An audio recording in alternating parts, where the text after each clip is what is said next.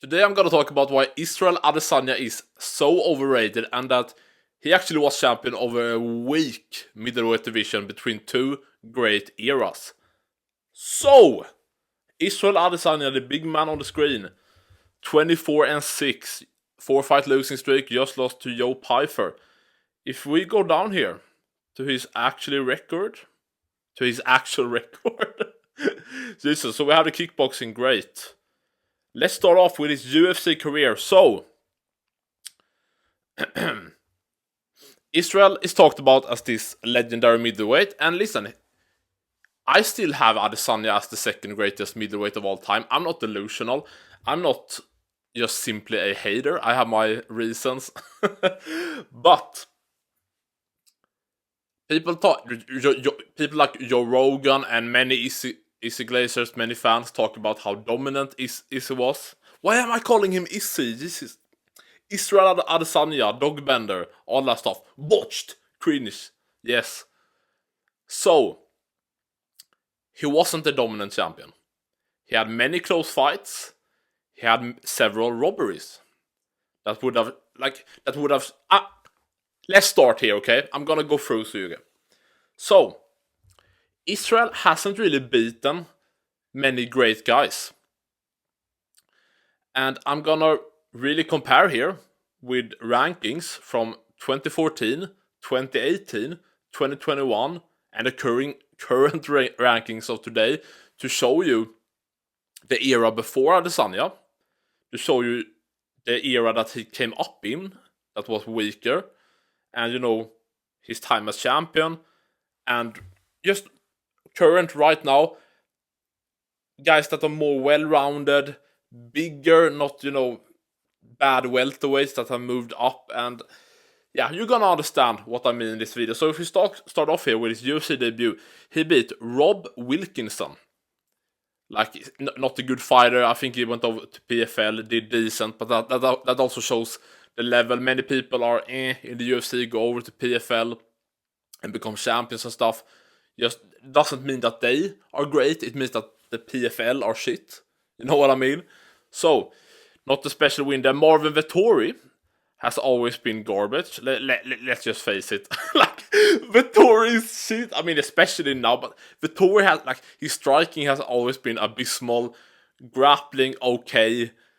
Not a big win at all. Brad Tavares, journeyman, nothing special. Derek Bronson.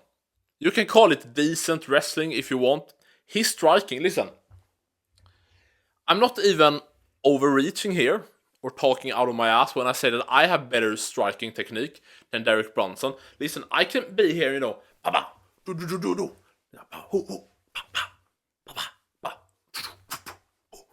Derek Bronson literally runs in. Watch him running in on Robert Whittaker. Watch him try to strike against Darren Till, who he actually smashed. Against Adesanya. Garbage. And the thing here is, Bronson was never one of the top, what do you say, middleweight. It was finished by Romero, got finished by Whittaker, Jacare, etc. Never top of the top. Anderson Silva. This was the fight. And also to show these early opponents how terrible they actually was. Just think logically here. You have a kickboxer in Israel Adesanya. Skinny, frail for the middleweight division. Hasn't trained MMA for a long time. At this point, I think he had, a couple MMA fights. We have 2 here, yes. Let's see what year. Yeah, exactly, yeah. Just very few years, but this is a kickboxer. Not much grappling at all. Not dangerous when it comes to BJJ submissions. Not a strong takedown defense, base. And even if you have decent takedown defense, as I said, he's a skinny, frail middleweight. If you're a strong, more muscle-bound guy like Vettori or Derek Bronson, you should be able to take him down, arguably easily. So just the fact that he beat Rob Wilkinson, not Whittaker. Wilkinson, Vettori, Tavares, Bronson. That just shows how shit they were. If they were in the prime or not, like Brad Tavares, already like a veteran by this point. Vettori, a wrestler. Bronson, a wrestler. Like, so embarrassing for them to let someone like Adesanya just go. At least Pereira fought like 2 bombs. Then fought Strickland, who started off striking with him. Because, that's his style. And then got a title shot. Adesanya fought wrestler Vettori, wrestler Bronson. The fuck? Like, what? So they are garbage. His number 1 contenders fight, I think they even... Oh, wasn't he even ranked? Yeah, you see here. So you have... Oh, is this legit? Okay. Number 41 in the world, number 10 in the world, Derek Bronson. Anderson Silva. Not even ranked. That's Adesanya's number 1 contenders fight. Not a, I don't know, Rockhold or someone, top level strong. Like, no. He beat some lower ranked bums. Vettori's not even ranked. He beat Bronson, who's garbage. Then he gets like 45-year-old, 40-year-old, whatever it was, Anderson Silva. And I don't even think, do they show, can we see the stats here? I don't even think 3 rounds. I don't even think Adesanya won all rounds. Am I retarded? Can we see the... I don't know. The thing is, it wasn't like a dominant victory by Adesanya at all. At all. Okay, who gives a fuck? Yeah, a competitive fight, striking back and forth between Anderson Silva and Israel Adesanya, who is much younger, more, you know what I mean. So terrible look for Adesanya there. The only thing people remember for that fight is Adesanya doing his, like, trying to, and the Michael Jackson.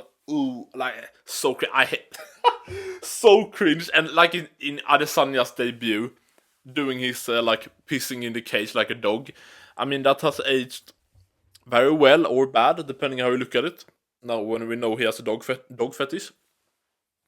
So that was his number 1 contenders fight, Anderson Silva, in 2019.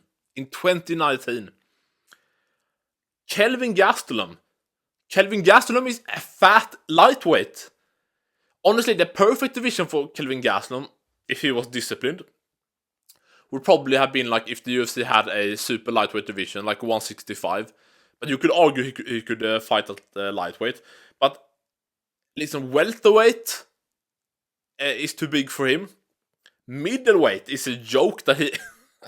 And that shows again, someone like Kelvin Gastelum, listen, he's technical, he's decent.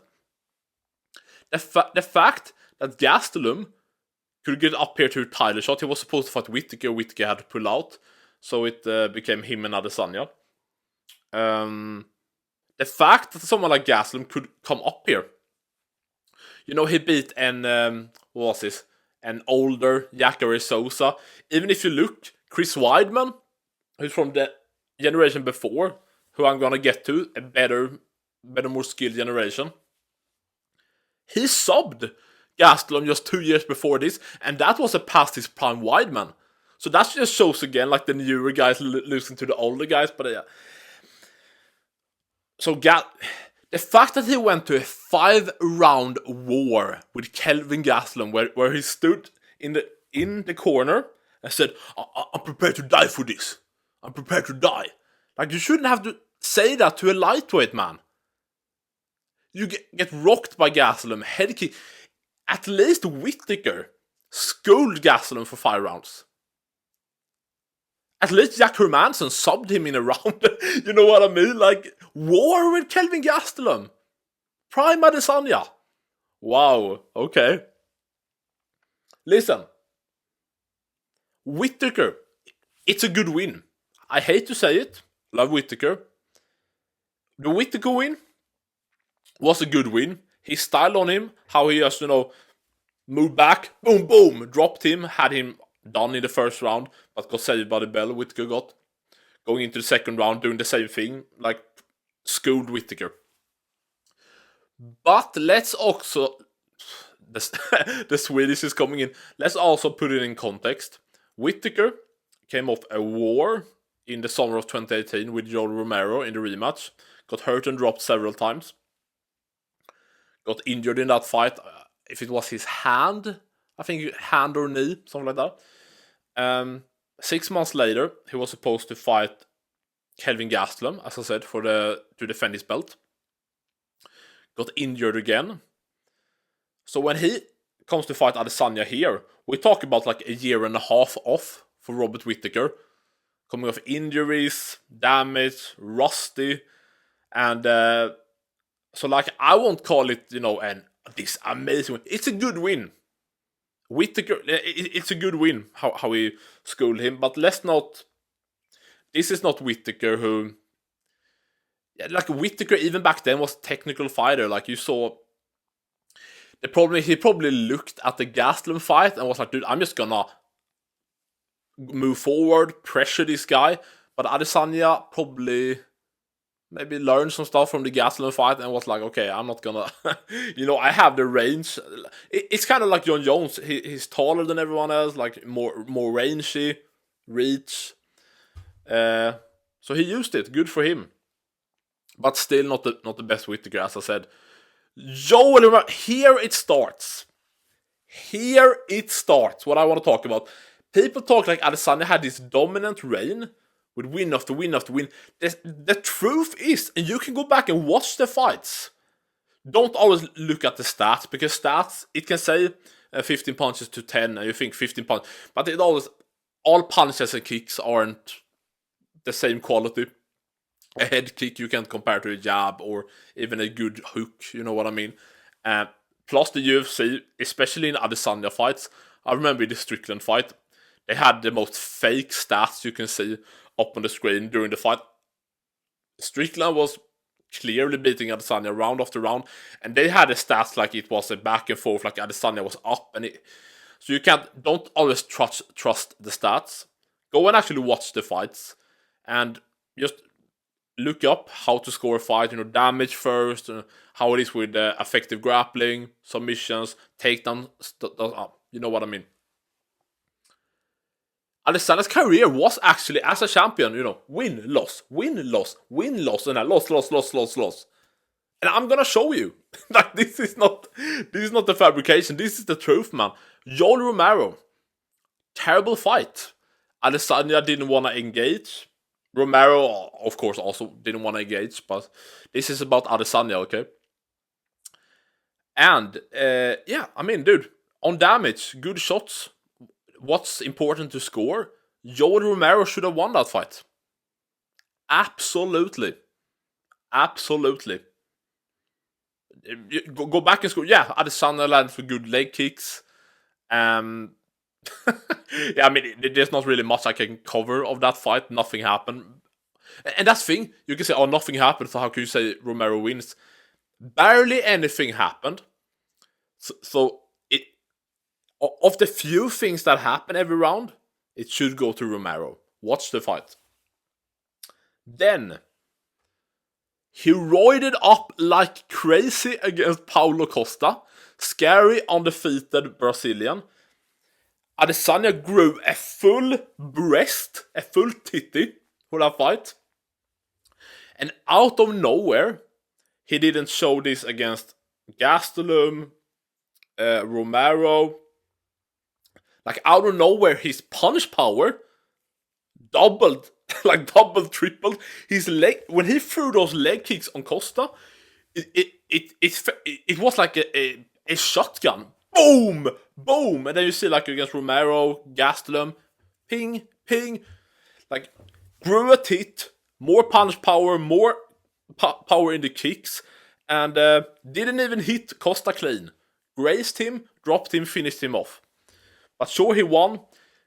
Even if we take away the roid stuff, the Costa win hasn't really aged special at all. He went on to lose to Vettori, who's garbage. Very inactive, beat Rockhold, who was way past his prime and hadn't fought in 3 years.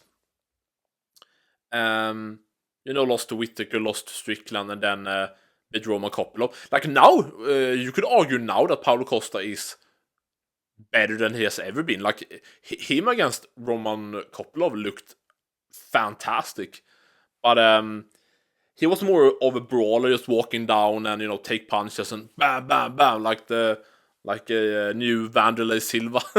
But yeah, so it's not even that. If you take away the roid stuff, it's not the win that has aged incredibly. Anyways, very inactive.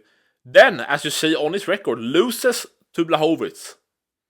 Clear loses. Gets beaten on the feet, gets beaten in the grappling. Clear. And as you see, beat Whittaker, lost to Romero. Beat Costa, lost to Blachowicz. Then, this shows the level again of Adesanya's era.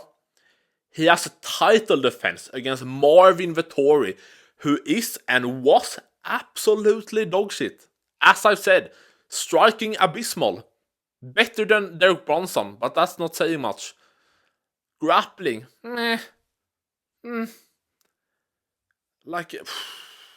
Then, clear as, much clearer than the Romero fight. You can argue with me over the Romero fight. It's close. I think Romero should have won it. Robert Whittaker clearly beat Israel Adesanya in their rematch. Not in their rematch. I haven't slept much, sorry. Not even a question. I watched this live. And after the fight, and when Adesanya got the victory, I sat there quiet in my room and thought, and this was before, I was on X, MMA Twitter, before I watched other content creators like Guru and other people that you could see like their opinions and stuff. And for the Whittaker fight, I really, I had looked up how to score the fight with damage, effective grappling, and really tried, looked at the fight and everything. And after the fight, after Adesanya got the victory, I was like, am I retarded, or didn't Whittaker win that? I don't think but I pretty quickly let that go away from my mind.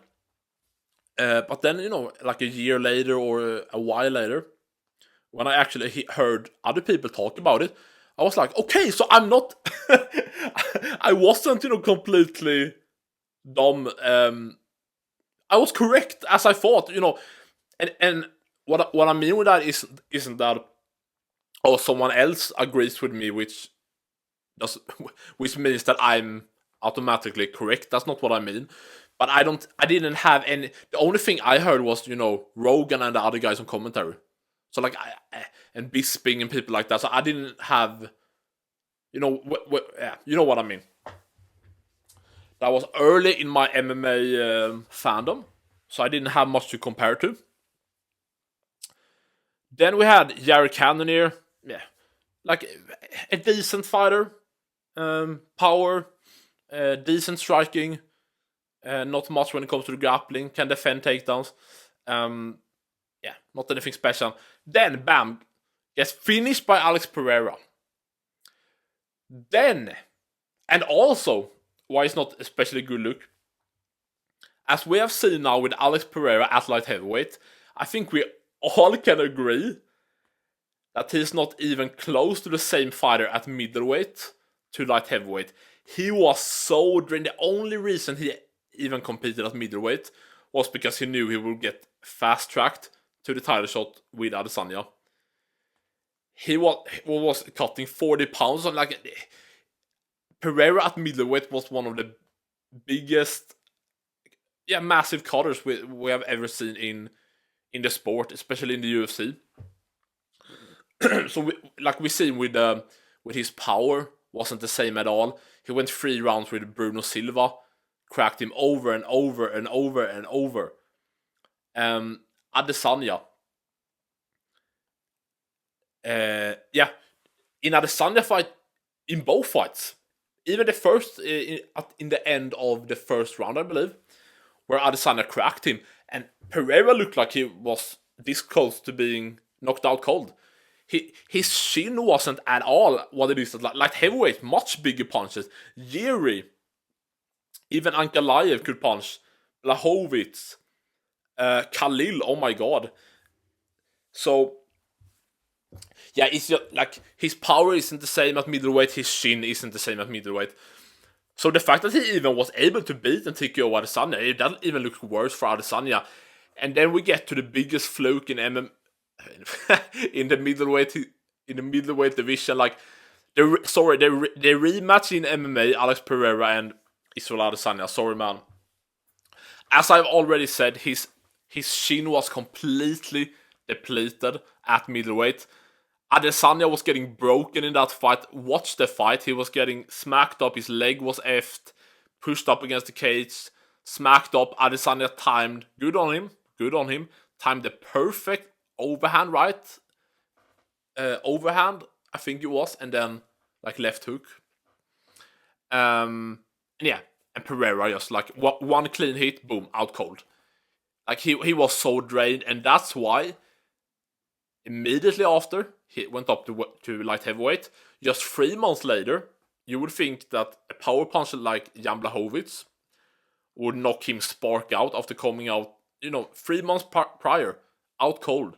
But no, all it took, 20 pounds up to light heavyweight, to his real weight class, and he could take punches all day. All day. Why am I share? Jesus, man. Is it usually... Give me a sec. I don't know, if I just sit... Oh, anyway. Yeah, so that's a big fluke. But as you see, after the Pereira fights, 4-fight losing streak. And why is this? People are talking about this legendary prime killer version of Israel Adesanya, and now he's so past his prime.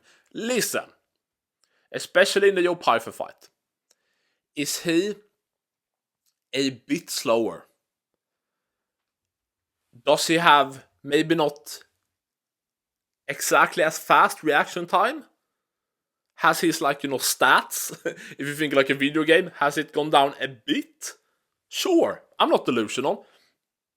I think, he's probably not as fast, explosive. He never was the most explosive guy, but probably not as fast. Has lost it a little bit. Reaction to getting away from punches, sure. But the honest truth is, you can't find... Adesanya has never been a great boxer in MMA. His best things has clearly been his leg kicks, question mark kicks, kicks to the body. He's a kickboxer, not a boxer, right? Someone like Pereira has much better boxing, much better hands. And as I said before, there's many similarities between Jon Jones and Israel Adesanya. Big, tall, lanky for their weight class. Talking about Jones at light heavyweight. Good with their kicks. But they don't have much in the hands. Yes, Adesanya has finished some people with the hands. But that's why, in this next fight, he got schooled by Sean Strickland, who's arguably the best boxer in the middleweight division. And this is about... Listen, trust me. He finished Pereira in the second round. This wasn't a war. He didn't take this amount of damage in that fight. No. A few months later, 5 months later after the Pereira fight, he fought Sean Strickland. Let's be honest here. In 5 months, you don't go for being, from knocking out... I know, I said all about weight drain, all that stuff, but still, listen, it can still be a good win from Adesanya. While I also talk about... It's not a perfect win. There's still stuff in the way, weight drained, kind of fluky. It was still a good win. Alex Pereira as a victory on your resume, amazing. But context. Only 5 months later, Adesanya is the same fighter as fought Pereira. How old was Adesanya? This is 3 years ago. How old is Adesanya? Is he only 36? You lie. Okay, so he'll be 37 in July. Yeah, okay, so he was 34, I think, against Strickland. So yeah. Like, as a middleweight, like, we see at the higher weight classes, like heavyweight, listen, at flyweight, bantamweight, these divisions, it's good for you to be fast, quick, you need to be pretty young. And generally, like lightweight, you talk about prime probably being, early 30s. And when you come past like 34, 33 maybe, your prime for many people probably start to. But Adesanya, just turned 34. This is, and he showed no decline. At this time, he showed no decline. Your Pyfer fight, sure, probably a bit slower and everything. But my point here is, with Strickland and everything, I have talked about how weak his middleweight division was. With guys like, as I said, Bronson, Tavares, Vettori, Gastelum should never been at middleweight. Whittaker is really good. One fighter doesn't, change everything. Vettori, garbage again. Cannonier, nothing special. Pereira, elite fighter, lost. And here we come to the new generation of middleweights. Strickland had been in the UFC since 2014, but he was very the early 20s. Skinny welterweight, then moved up to middleweight in 2020 and went on a run. And let's see. So OBS is okay. Everything's good, I think. Strickland. Yeah, he was like, he's part of the new generation. Like, this is around the time where Strickland was starting to hit his prime, which is probably still in. You can have a prime years depending on the person. 3-4 years, people talk about if you're really, really late, a few people can hit like a prime, a prime of 6-7 years. And that's probably guys like, Silva, Jones, Demetrius Johnson. You could argue Adesanya. I'm not going to say Adesanya is a terrible fighter or was. Like, you can be in a weak era, in a weak division, but still be, like, if you beat everyone, you're still like probably a high level, you know what I mean? But so Sean Strickland came in here. This wasn't in this fight, Adesanya did the same thing. He didn't look slow. It wasn't like he had no power. He had reaction time. He did the same thing. He moved around. He feinted. He leg kicked. What did Sean Strickland do? Like, every time, check. What is Sean Strickland also? One of the hardest guys to hit in the UFC. One of the best defenses in UFC history is Sean Strickland. And as I said, Adesanya has never been a great boxer. He's good with the kicks. But listen, Jan Blachowicz showed this. He did great. He checked some of Adesanya's kicks. He kicked him back. If you take away Adesanya's leg kicks, that's a big problem for Adesanya. He doesn't have the ability to shoot takedown on you. You can't throw out a question mark kick like a jab time after time. He even tried like similar stuff as he did to Pereira in this fight with Strickland. The big overhand and hooks. But Strickland, great defense. Philly shell, moved away, covered up. And yeah, Strickland hurt him bad in the first round. Exposed Adesanya's boxing. Exposed his striking, honestly.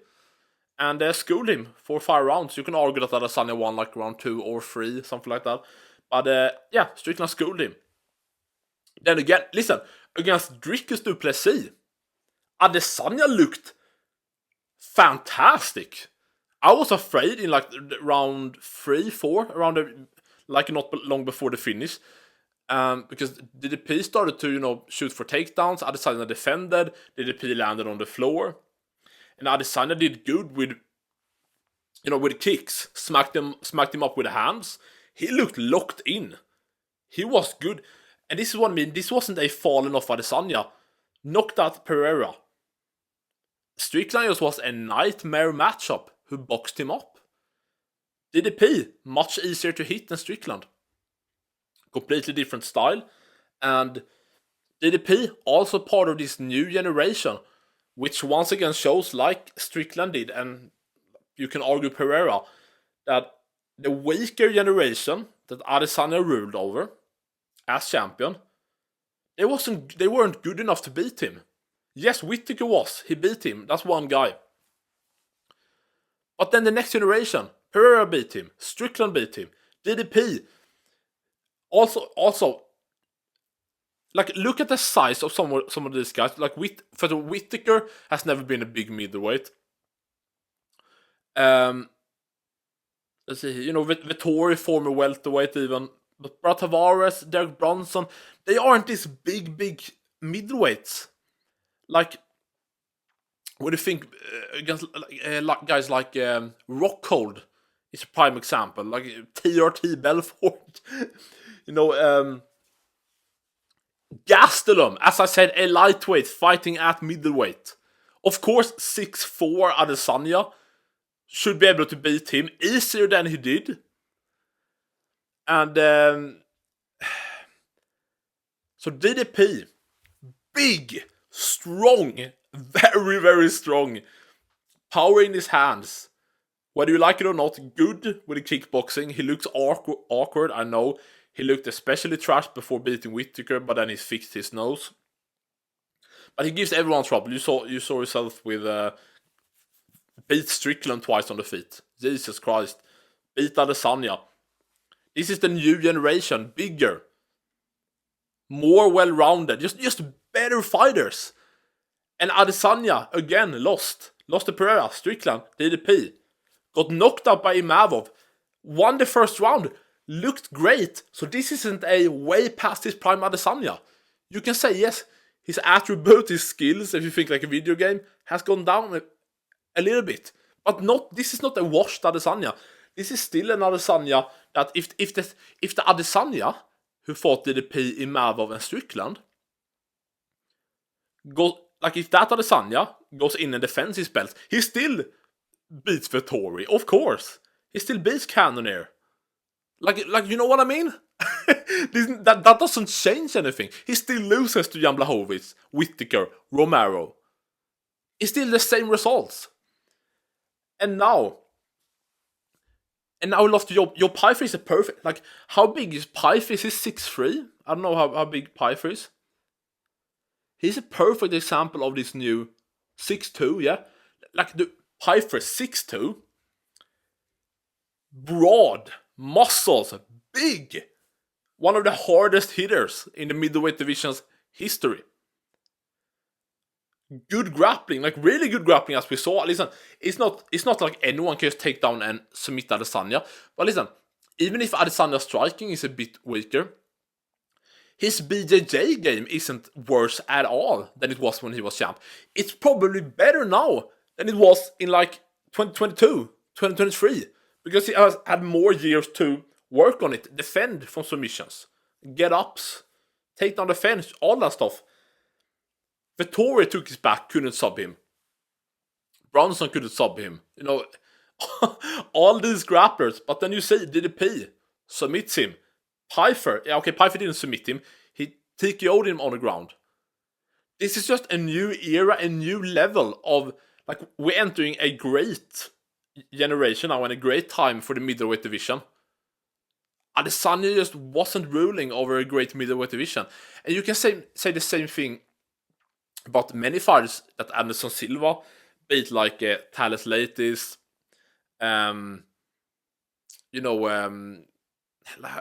Okami. Of course, he went up to light heavyweight and beat guys like Griffin and Bonner. That wasn't, But, which means Silva is still the greatest middleweight of all time. Adesanya is number 2. I'm not taking that away at all. They are number 1 and 2. But let's not act like Adesanya had this killer row and was the dominant. Now I've gone through my point with Adesanya, his opponents, and all that stuff. So you can really think about it and like look at each fight. You can even go back and watch the fights. Like, do you really rate Vettori? How much do you rate Derek Brunson and Brad Tavares? Let's actually, this is interesting. The rankings. This is good stuff, man. Is OBS working? Good. Dude, actually, how long have I been Oh, okay, dude, I need to wrap. This is okay. I hope this works. Jesus Christ. So, let's see here. This is the middleweight division in 2014. This is kind of the era you saw before Adesanya got into the UFC. So this is the era after Anderson Silva's legendary title reign, where, you know, Chael Sonnen is not ranked anymore at this point, fought Jones at light heavyweight, then, you know, PD stuff got released, and yeah, so this this is the era, yeah, just after, the year after, and here you see,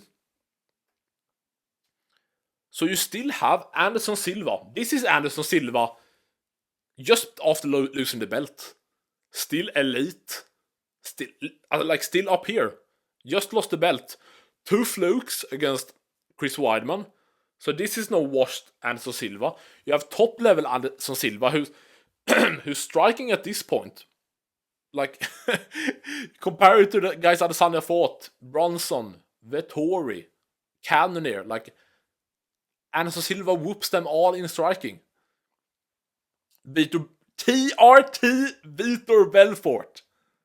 TRT Belfort would whoop Vettori, whoop Bronson. TRT Belfort. Like good grappling, underrated grappling, a nightmare on the feet. Lyoto Machida. Technical, great on the feet. I was about to say kickboxer. I mean, he's more like karate.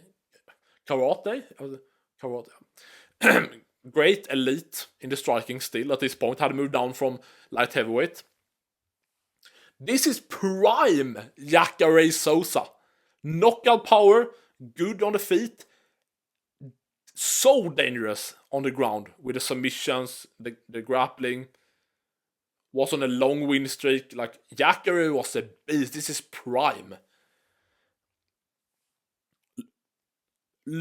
Prime Luke Rockhold. Great kickboxer. Similar to Adesanya in the way that never been a great boxer, but great kickboxer. And dude, his ground game, he was elite on the ground. Look how he subbed Tim Boach, Bisping, Machida. Look how he smashed Weidman on the ground. Great on the ground. Great. Tim Kennedy, underrated. Good grappling, not the bomb on the feet. Hurt Joel Romero bad. And got robbed in that fight. Sorry. I know Kennedy did some cheating, I know. But still, dude, had Joel Romero beat. Tim Kennedy was no slouch at all. Munoz, Bisping. I know many people hate on Bisping. At this point, he was a journeyman, yes. But Bisping around this time, and especially 2015 and here, before getting the belt, like, dude, he was a good technical striker. Bisping was a good technical striker, and he was no slouch with the takedown defense at all. And he was the first guy in the UFC to really beat Anderson Silva. Think about it. And this was no bomb Anderson Silva. This is not 2019 Anderson Silva who fought Adesanya.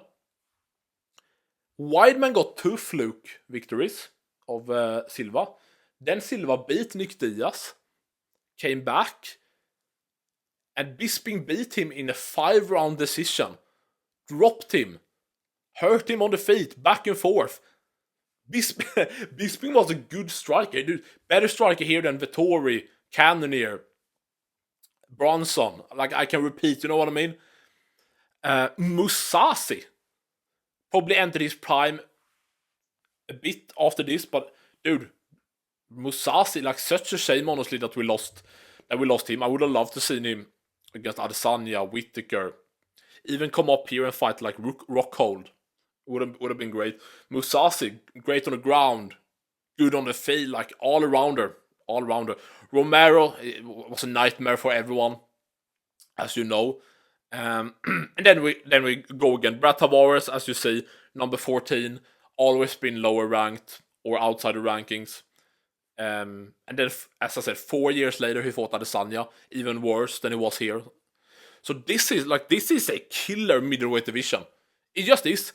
Still, Silva, great. TRT Belfort, Machida, prime Jacare, prime Rockhold, Bisping, Musashi, Romero. Come on.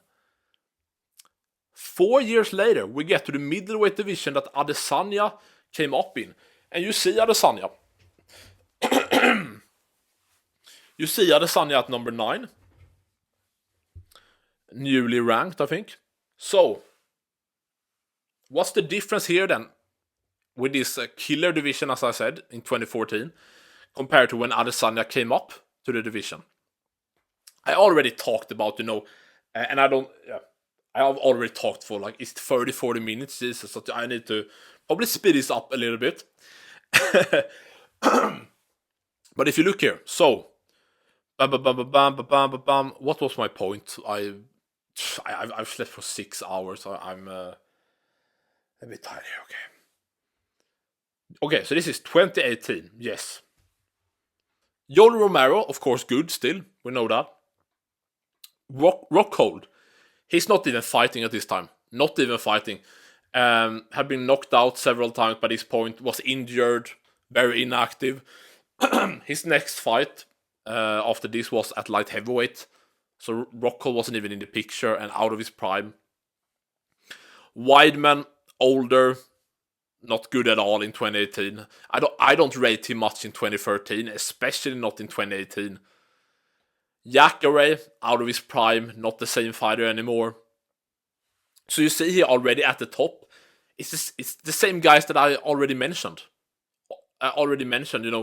Romero is older by this point, has taken a lot of damage in the Whittaker fights. Rockhold out of his prime, Weidman older, Jacare older. You have Gastelum, who's entered here. He even lost to terrible Weidman. That shows it again. Lightweight killer Gastelum shouldn't be here. He's top 4. This shows again. Was Derek Bronson in? Yeah. Anyway, I don't even know if Derek Bronson was ranked in the other one. This just shows again Derek Bronson, who was like low ranked or not even ranked at all, who lost to Romero and all these guys. Now, when we start to get into the worst, like this in between. We had years of a in-between era in the middleweight division. Between the era I just showed and this new era right now. But this here... dude, my glasses are going down. This gives a chance for Derek Bronson. Terrible in the striking, not a wow grappler. This gives a chance for him to climb up the rankings. Because like people are getting out of their prime. People are leaving the division. Is the camera good? I'm just... Dude, my nose is even... Jesus, man. If you're still watching by this point, like, subscribe. Comment down below what you think. Comment down below, do you agree? So, David Branch, nothing special at all. Came into the UFC, got 1 win. Lost to Rockhold. Yeah. Paulo Costa, as I said, didn't live up to expectations. Yeah, Costa, meh. Brad Tavares, still there. Now, same here as Bronson. Now Brad Tavares is higher up ranked. Because it's an easier division to get up to. This just proves my point again. Uriah Hall never lived up to expectations. Thiago Santos, moved up to light heavyweight anyway. Elias Theodoro, trash. Yotko, trash. So not the same division at all. Many of the same fighters are older, past their prime, inactive because of injuries. And the new guys coming up, like Branch, Costa, Uriah Hall, didn't live up to, I mean, as I said, this also going, Uriah Hall one-dimensional, Costa one-dimensional, David Branch, Now we get to the division when Adesanya was champion. This is from 2021, right? April. Listen, I always rate Whittaker, so he's still there. So like Whittaker is good, of course. As I've already said, Paulo Costa inactive, barely fights at this point, just pulls out of fight after fight. Vettori, garbage. Listen, Vettori, I believe, stepped in on like short notice or something to face Jack Hermansson, and got like an upset win there or something. And then beat Kevin Holland to get a title shot. Like Vettori, the fact that he got that highly ranked is that just shows the skill level at this point. Bronson, Cannoner decent, one-dimensional. Bronson is now top 5. Like this just shows Bronson, like barely ranked, not even ranked 2014. Then we get to a worse division. Gets up in the rankings. Even worse. Top 5. Proves my point. And he's older by this point. He's not good here. Darren Till, flop. Lost to Bronson. I mean, lost to everyone. Like, Till, Jesus Christ. I love Jack Hermansson. Swedish/Norwegian. Gotta represent our Swedish guys. But, yeah. Can be tricky on the feet. Subbed Gastelum. But, yeah. Never lived up to, unfortunately not. Gastelum by this point is just in the rankings, loses to everyone. Whittaker, Cannoner, everyone. Uriah Hall, no. What did he do? He beat Anderson Silva in 2020 in his retirement fight, then kicked out the leg of Chris Weidman. We of course know what happened to Edmund Shabazian. Total flop. Yeah, Shabazian, no, trash. Weidman, not. Oh, is this before the leg kick? Oh, anyway, Weidman by this point is so passive. I don't even know how he's ranked. Gastelum, Holland, trash. Tavares still there somehow. And of course, you're starting to see the new wave of Strickland coming up there at number 15.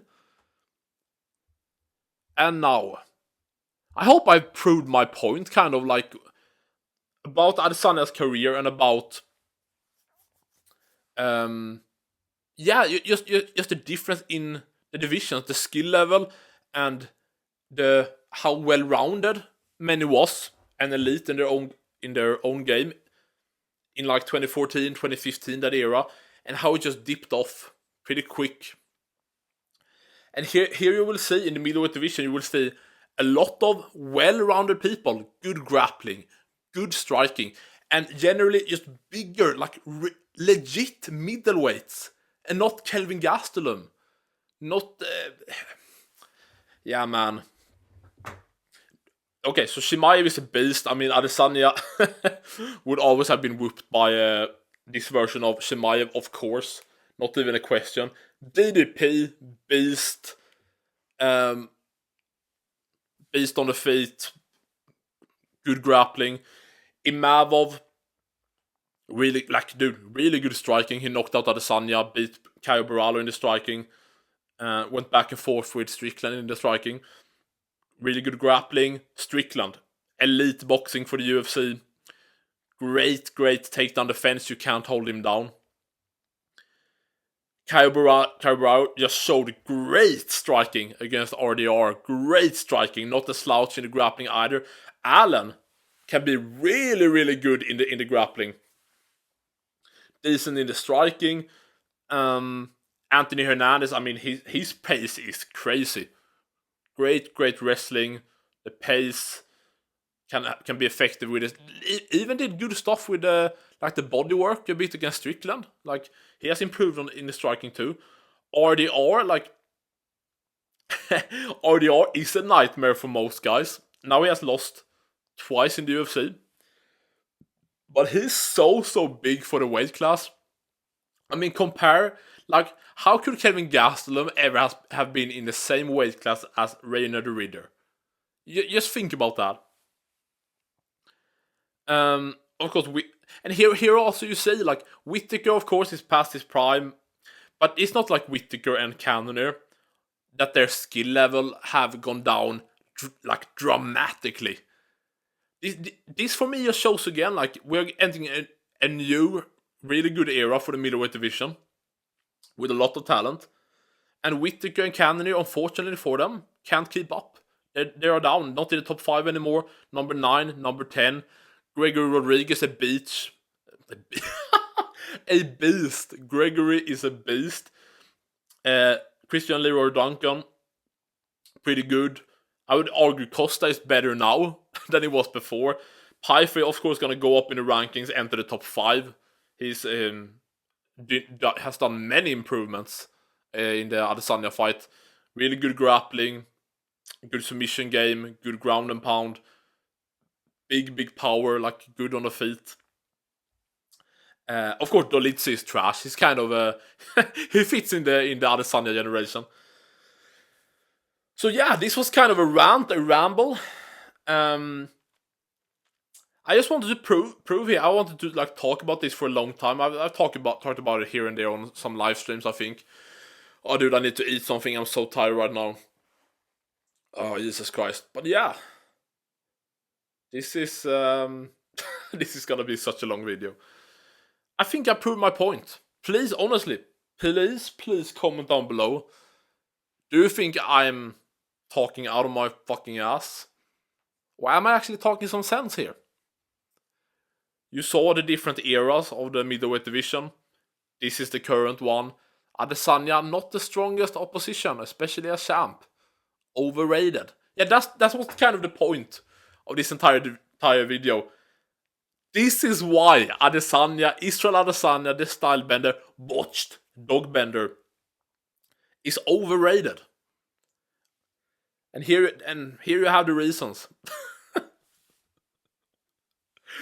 Yeah, please like and subscribe, share all that good stuff. Videos right here. Subscribe.